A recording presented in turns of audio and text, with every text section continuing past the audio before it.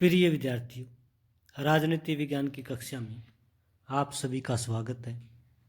आज के इस वीडियो लेक्चर में हम डिस्कस करेंगे भारत के एक महान राष्ट्रवादी, देशभक्त, स्वतंत्रता सेनानी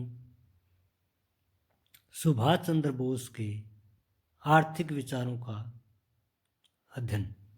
सुभाष चंद्र बोस के अर्थव्यवस्था के बारे में, समाजवाद के बारे में, आय व्यय के बारे में,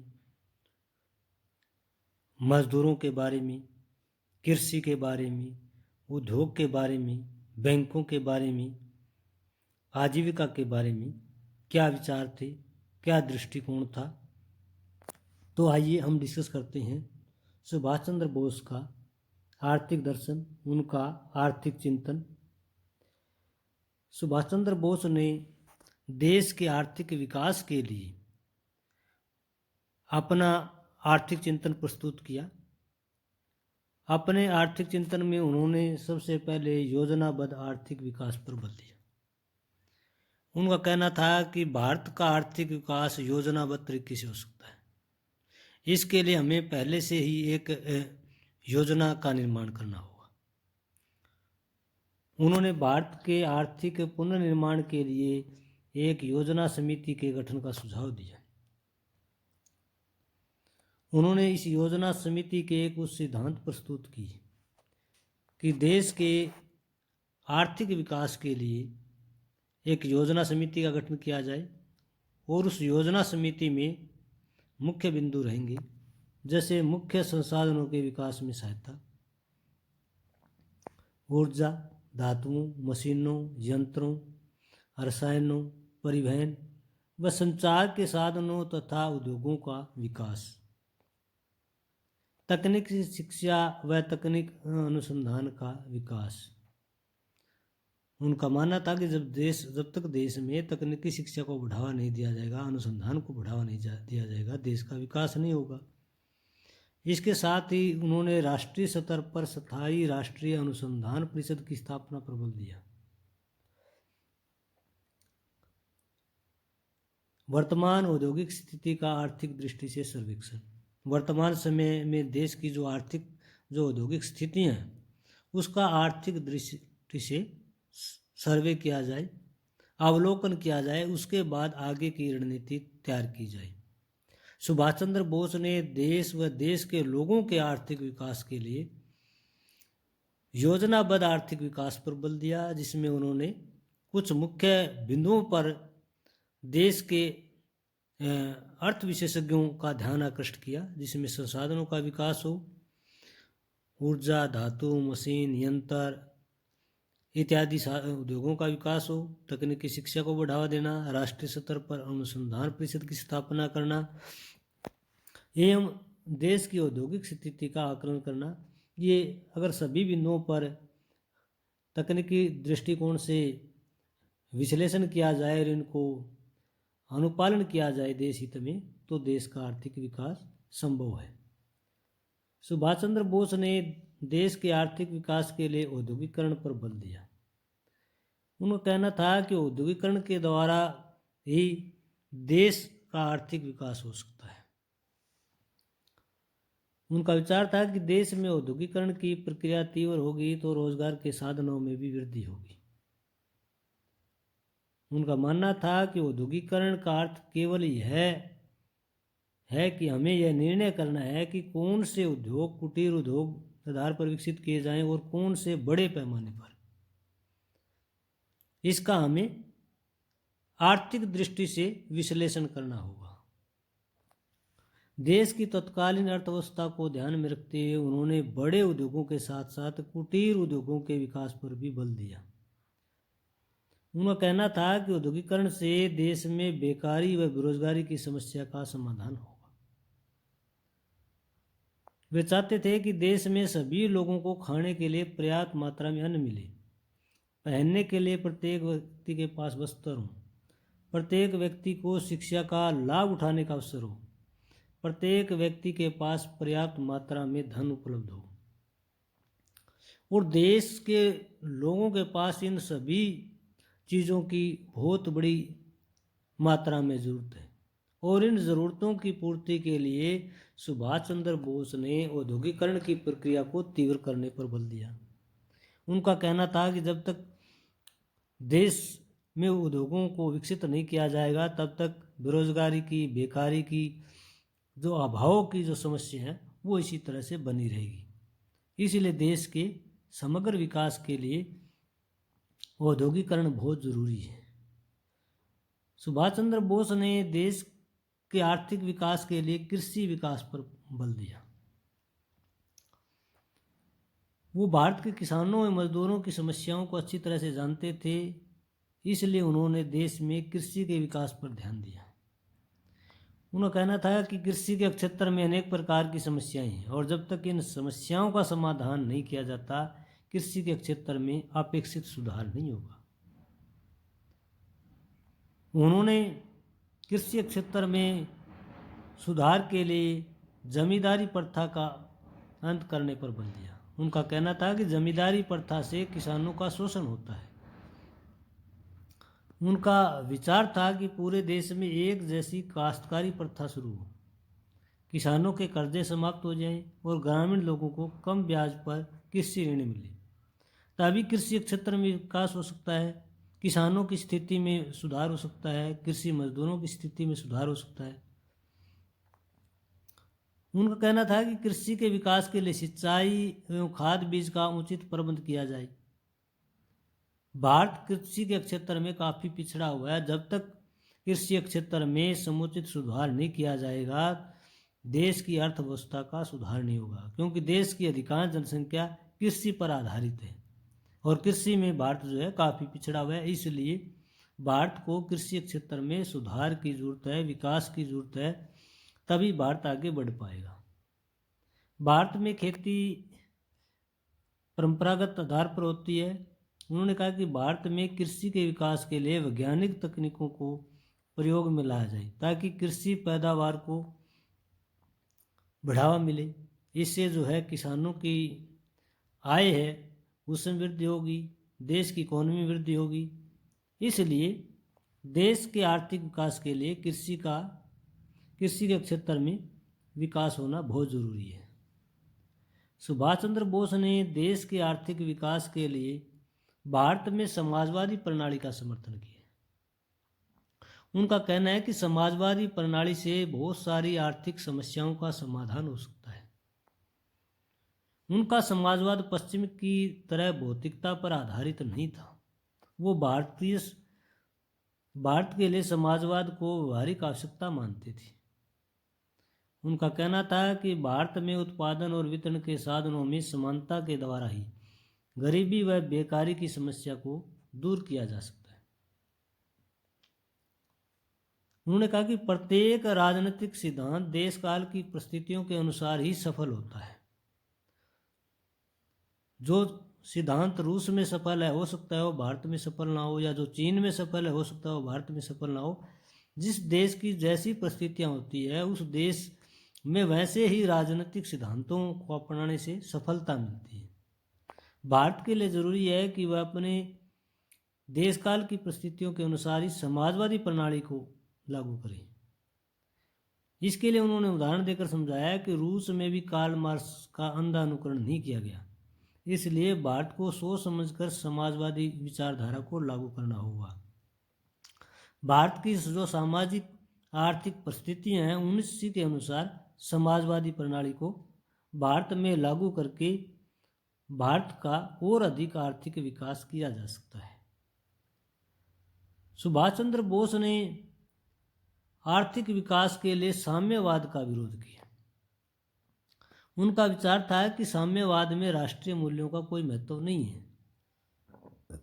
साम्यवाद राष्ट्रीय भावनाओं के विरुद्ध है, क्योंकि साम्यवाद में बुर्जुआ वर्ग और पूंजी सर्वहारा वर्ग के बीच तनाव संघर्ष लगातार चलता रहता है। सुभाष चंद्र बोस चाहते थे कि भारत में एक ऐसी प्रगतिशील व्यवस्था हो जो देश की सामाजिक व आर्थिक आवश्यकताओं की पूर्ति करे और देश की राष्ट्रीय भावनाओं का भी सम्मान करे। उनका कहना था कि भारत के वामपंथी साम्राज्यवाद के साथ समझौता नहीं कर सकते। भारतीय वामपंथी भारत से गरीबी, बेकारी, निरक्षरता को दूर करना चाहते हैं। सुभाष चंद्र बोस श्रम मजदूरों और किसानों के हितों के प्रति संवेदनशील थे। उनका कहना था कि हम ऐसी विचारधारा को लागू नहीं करना चाहते जो किसानों व श्रमिकों को शोषण को और ज़्यादा बढ़ावा दे। वो समाज के सभी वर्गों का ध्यान में रखते हुए साम्यवाद का विरोध करते हैं। उनका कहना है कि साम्यवाद भारत की सामाजिक आर्थिक परिस्थितियों के अनुकूल नहीं है। साम्यवाद से राष्ट्रीय भावना का लोप होता है। सुभाष चंद्र बोस ने ब्रिटिश साम्राज्यवाद का कड़ा विरोध किया है। उनका कहना है कि भारत में गरीबी, भूखमरी, बेरोजगारी और कमज़ोर अर्थव्यवस्था के लिए ब्रिटिश साम्राज्यवाद जिम्मेदार है, क्योंकि ब्रिटिश साम्राज्यवाद ने ही भारत का खुलकर आर्थिक दोहन किया है। ब्रिटिश साम्राज्य की शोषणकारी आर्थिक नीतियों ने देश को आर्थिक पतन की ओर धकेला है। उनका कहना था कि आज भारत में गरीबी, बेकारी और अशिक्षा का बड़ा कारण ब्रिटिश साम्राज्य का निरंकुश स्वरूप है। ब्रिटिश साम्राज्यवाद के विरुद्ध संघर्ष का आह्वान करते हुए उन्होंने कहा, हमारे सामने एक गंभीर संघर्ष है। वो संघर्ष क्या है? वो कहते हैं कि हमारा शत्रु एक साथ ही मर्यादाहीन, शक्तिशाली और क्रूर है। उसकी कोई मर्यादा नहीं है, उसकी कोई लिमिट नहीं है, उसका कोई दायरा नहीं है, लेकिन इसके साथ ही वो शक्तिशाली भी है, अत्याचारी भी है। स्वतंत्रता के इस अभियान में मैं आपको भूख, प्यास, विपत्तियों, अनिच्छापूर्वक चालन और यहाँ तक कि मृत्यु का भी सामना करना पड़ेगा।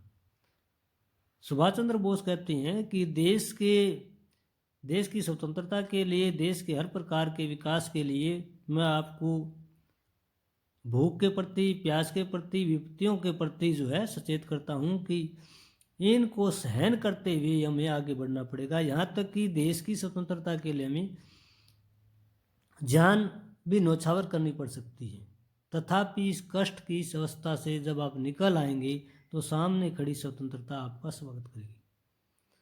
जब आप भूख से ऊपर हो जाओगे, प्यास से ऊपर उठ जाओगे, विपत्तियों से ऊपर उठ जाओगे, मृत्यु और जन्म से ऊपर उठ जाओगे, तो स्वतंत्रता आपका आलिंगन करेगी। तभी जो है भारत से हम साम्राज्यवाद को, ब्रिटिश जो साम्राज्यवाद है उसको उखाड़ फेंक सकते हैं और भारत का आर्थिक विकास हो सकता है। सुभाष चंद्र बोस ने देश के आर्थिक विकास के लिए शिल्प शिक्षा पर बल दिया। उन्होंने कहा कि शिल्प शिक्षा के द्वारा ही देश का आर्थिक विकास किया जा सकता है, देश के लोगों की अर्थव्यवस्था में सुधार किया जा सकता है, बेरोजगारी, बेकारी, गरीबी, भूखमरी जैसी आर्थिक चुनौतियों पर काफ़ी हद तक काबू पाया जा सकता है। उन्होंने कहा कि भारतीय छात्रों की परंपरागत कला में बहुत रुचि है। शिल्प कला में विद्यार्थियों को मिट्टी से मानचित्र बनाना, रंग का प्रयोग करना, फोटो खींचना, पुतला बनाना, मिट्टी के खिलौने बनाना, गाना सीखना इत्यादि कलात्मक प्रयोग का ज्ञान होना चाहिए। उनका कहना था कि इससे न केवल सर्वांगीण विकास की शिक्षा मिलेगी अपितु साथ ही साथ पढ़ने लिखने का भी विकास होगा। अगर विद्यार्थी को पढ़ने लिखने के साथ प्रयोगात्मक कला का ज्ञान भी दिया जाएगा तो उसका भविष्य उज्जवल होगा। कलात्मक ज्ञान के अभाव में विद्यार्थी अध्ययन को उबाऊ महसूस करता है। सुभाष चंद्र बोस का कहना था कि मात्र अकादमिक ज्ञान से, मात्र कागजी ज्ञान से जो है विद्यार्थी का सर्वांगीण विकास नहीं हो सकता और विद्यार्थी की रुचि को बढ़ाए रखने के लिए जो एक्स्ट्रा करिकुलर एक्टिविटीज़ है, जिसमें अनेक प्रकार की शिल्प कलाएं हैं, चाहे वो मानचित्र बनाना हो, फोटो खींचना हो, पुतले बनाना हो, खिलौने बनाना हो, गाना सीखना हो, अगर पढ़ाई के साथ साथ विद्यार्थी इन कलाओं में भी निपुण होता है, इन कलाओं में भी अपने आप को व्यस्त रखता है, तो पढ़ाई के प्रति उसकी रुचि लगातार और ज़्यादा बनी रहेगी और ज़्यादा वो रुचि महसूस करेगा। सुभाष चंद्र बोस ने कहा कि शिल्प कला से विद्यार्थियों में प्रतिभा का विकास होता है। शिक्षा ग्रहण करने के पश्चात विद्यार्थियों को व्यवहारिक जीवन में शिल्प शिक्षा काफ़ी लाभदायक होती है, क्योंकि सेवा काल में विद्यार्थी का जो शिक्षा काल में जो कुछ प्रैक्टिकल कार्य किया गया है, कलात्मक कार्य किया है, और सेवा क्षेत्र में जा कर के उसका जो अनुभव है उससे विद्यार्थी को काफ़ी लाभ पहुंचता है। सुभाष चंद्र बोस ने आर्थिक स्वतंत्रता के ऊपर भी अपना चिंतन प्रकट किया। उनका कहना है कि आर्थिक स्वतंत्रता का होना बहुत जरूरी है। उन्होंने कहा कि केवल राजनीतिक स्वतंत्रता से देश का समग्र विकास नहीं हो सकता। राजनीतिक स्वतंत्रता के साथ साथ आर्थिक स्वतंत्रता व आर्थिक समानता का होना भी आवश्यक है। उन्होंने कहा कि देश में धन का समान रूप से बंटवारा होना चाहिए, तभी आर्थिक स्वतंत्रता आ सकती है। अमीर व गरीब के बीच आर्थिक अंतर को समाप्त करना चाहिए, और इसके लिए उन्होंने समाजवादी प्रणाली का विकल्प सुझाया है कि समाजवादी प्रणाली के द्वारा अमीर और गरीब के बीच जो व्यापक आर्थिक अंतर है उसको काफ़ी सीमित किया जा सकता है, काफ़ी कम किया जा सकता है। उनका कहना था कि आर्थिक सुविधाओं में जाति व धर्म के आधार पर कोई विभेद नहीं होना चाहिए। आर्थिक समानता से ही देश आगे बढ़ सकता है। उन्होंने कहा कि देश में प्रत्येक व्यक्ति को खाने के लिए अन्न, पहनने के लिए वस्त्र व शिक्षा ग्रहण करने के लिए विद्यालयों की व्यवस्था होनी चाहिए। उन्होंने कहा कि जब तक प्रत्येक व्यक्ति को आर्थिक क्षेत्र में स्वतंत्रता उपलब्ध नहीं होगी तब तक देश का आर्थिक शोषण का अंत नहीं होगा। इसलिए आर्थिक स्वतंत्रता का होना बहुत जरूरी है, जो न केवल देशवासियों के हित में है बल्कि देश के राष्ट्र के पूरी तरह से हित में है। सुभाष चंद्र बोस ने स्वतंत्र भारत के लिए आर्थिक व सामाजिक कार्यक्रम पर भी बल दिया।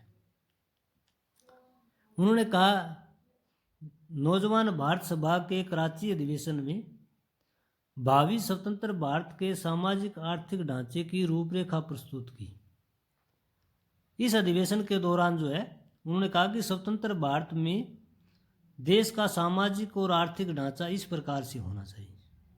पहला उन्होंने कहा कि समाजवादी लक्ष्यों के अनुसार कृषकों व श्रमिकों का संगठन बनना चाहिए।